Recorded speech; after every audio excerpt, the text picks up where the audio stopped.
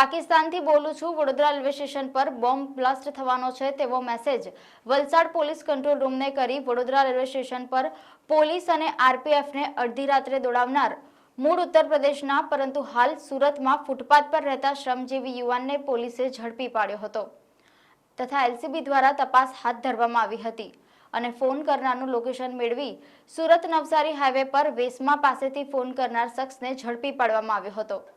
તેની પાસે કીપેડનો સાદો ફોન હતો જે તપાસ કરતા મોબાઈલના કોલ લોગમાં વલસાડ રેલવે પોલીસ કંટ્રોલ રૂમનો નંબર જણાવી આવ્યો હતો। પોલીસે તેની પૂછપરછ કરતા પોતાનું નામ શ્યામજી સુરજબલી યાદવ જાણવા મળ્યું હતું। રાત્રે નશાની હાલતમાં ફોન કર્યો હોવાની તેણે કબૂલાત કરી હતી। પોલીસે તેને કોર્ટમાં રજૂ કરી વધુ પૂછપરછ માટે 1 દિવસનો રિમાન્ડ મેળવ્યો હતો।